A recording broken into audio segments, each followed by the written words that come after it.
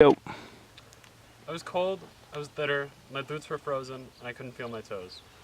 Getting up sucked. I'd woken up in my dumb, broken sleeping bag, leaving me as cold as ice. Packing my gear was terrible. It was a race to see if I could shove my gear into my bag before my hands fell off from the cold. I talked to Austin over breakfast. His exuberance was sickening. Nobody should be that happy to be at risk of hypothermia. I couldn't wait to get back to the bus where I could take off my dumb snowshoes. This was me on winter camping. I didn't like the cold. I didn't like sleeping on ice. I didn't like walking in the snow. There were a lot of things that I focused on that I didn't like. But me back then did not have misery forced upon him. Whoa. He decided to be in a miserable state. But me now would have done better. I believe that over the course of the semester, I have learned to take advantage of my own experience and keep myself positive so I can push my limits. From our first backpacking expedition to our last, I've seen myself come a long way. I now choose not to be miserable. Actually, I choose to be excited when I don't have to be. On the very first day, we walked through the small canyon on our only designated trail for that day. We took the game trails as far as we could and stepped cautiously over creek beds and wandered around the hill with a lone tree on a nearby peak as our guide. We hadn't walked a long way, but enough to warrant a distinct lack of interest in the feature we approached just around the corner. To quote Jesus, "It's going to be easy." Words that would later be akin to speaking that the apocalypse was approaching.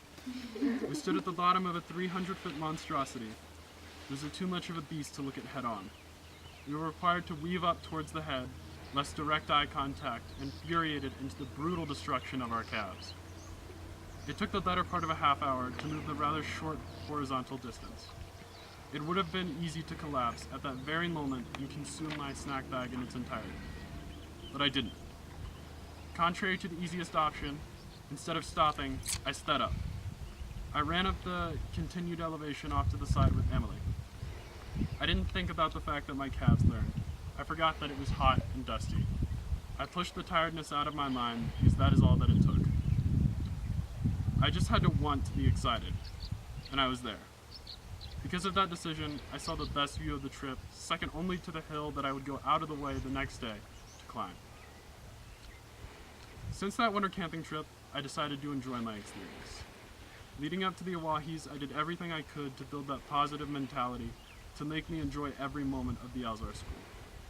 In Chile, my hand had a balloon growing on it. The blister was thicker than my finger.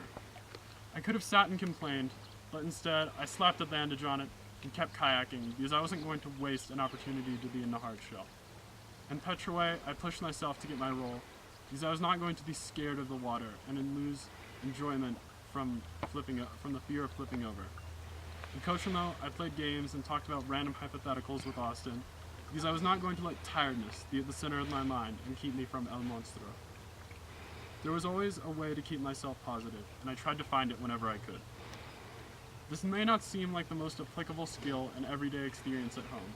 I will not be kayaking or backpacking or snowshoeing on a regular basis. But there are challenges that I face that have a negative appearance.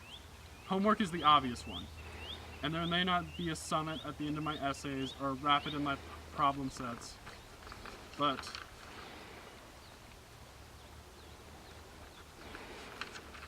there are benefits to look at.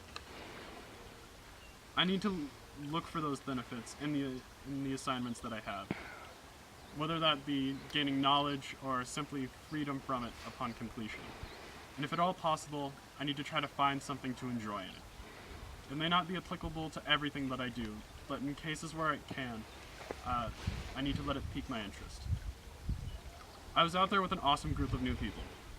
I had just slept in a sweet dug-in trench that Eli, Austin, and I had dug the night before. I talked with the other Austin over breakfast. It was good to get pumped with him for the hike. I ran around a bit to start thawing out my boots so I could warm up. That is what I hope I would do now. I should have put myself in a place where I would not be miserable. Because even though it was not the best situation, I could have made the best of it. If I could step back into my frozen boots now, I hope I would. Woo! Nice!